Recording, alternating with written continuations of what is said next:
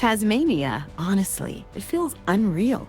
Like you expect Australia to be hot and dry, but this place, it's cool, green, and full of wild coastlines. Some spots look like they belong on another planet.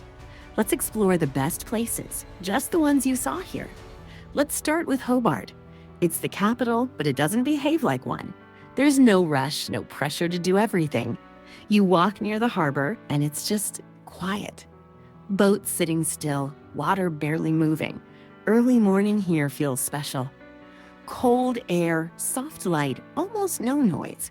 It's one of those rare places where you don't feel like checking your phone every minute. If you go up toward Mount Wellington, the view changes everything. You see the whole city, the water, and it kind of hits you how small everything is. Hobart is not about big attractions.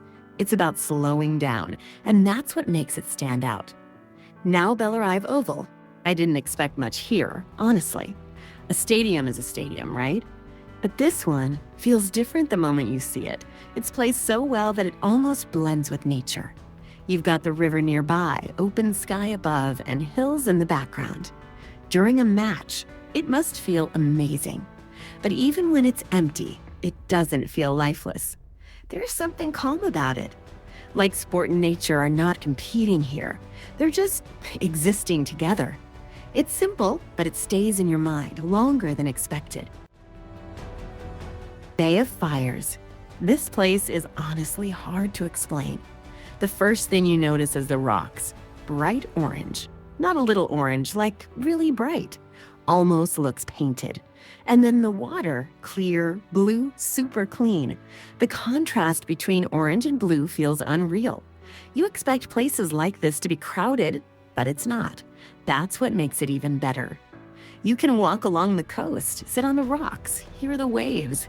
And there's this feeling that nothing has been touched here. No noise, no rush, no distractions. It's the kind of place where time slows down without you realizing.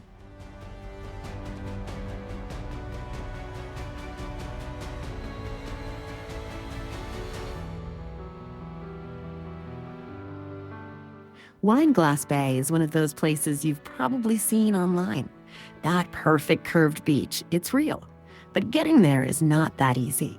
There's a hike involved, and yeah, it can feel tiring, especially if you're not used to it. You might even question halfway, is this really worth it? But then you reach the viewpoint, and suddenly everything goes quiet. The shape of the bay, the white sand, the clean water, it all just fits perfectly. It doesn't look random. It looks designed. You just stand there for a bit, not talking, not moving much. And in that moment, yeah, it's completely worth it.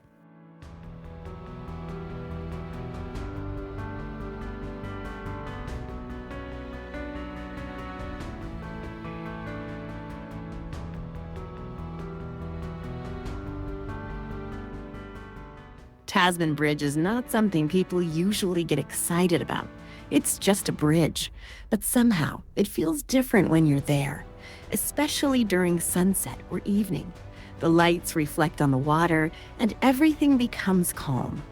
Cars move slowly, water flows quietly, and the whole scene feels balanced. It's not dramatic, not flashy. But sometimes those simple places give you the most peace. You don't spend hours here, but the few minutes you do spend feel nice.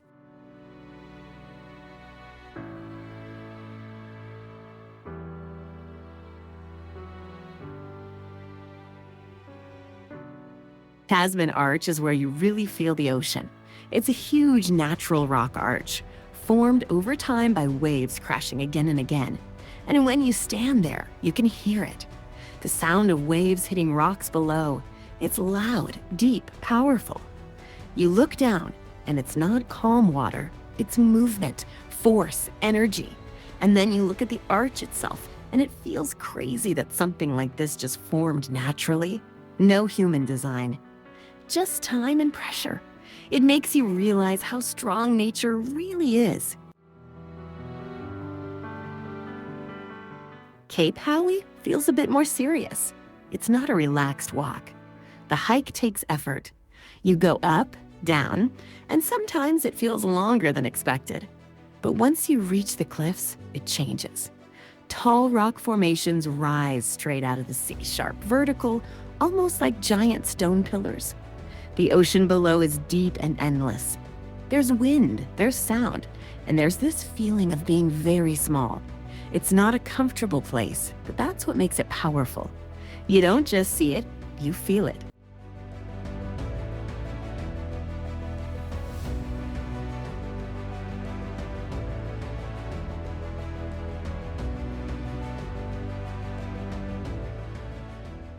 Little Blue Lake.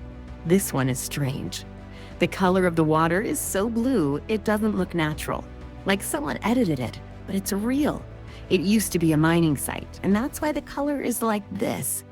When you stand near it, it feels calm, but also a bit off. Because your brain keeps saying, water shouldn't look like this. It's beautiful, but also slightly uncomfortable in a way. And yeah, important thing, you shouldn't swim here. It's more of a place to look at, not touch.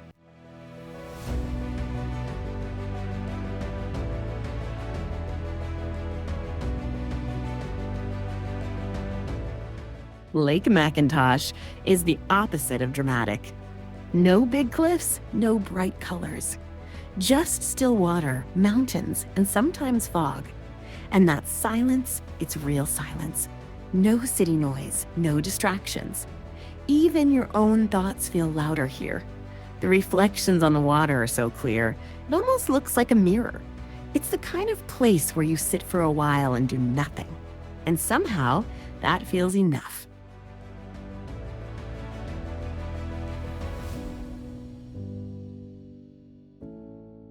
Swansea is small. No big attractions, no huge crowds. Just a quiet coastal town. The beaches are calm, the streets are simple, and life feels slower. You can walk along the shore, hear the waves, and just relax. It's not trying to impress you. And maybe that's why it works. Sometimes, simple places feel more real than famous ones. Tasmania doesn't try too hard. It's not loud, not crowded, not overbuilt. But somehow, it stays with you. It's the kind of place that surprises you slowly. And maybe that's the best kind of travel.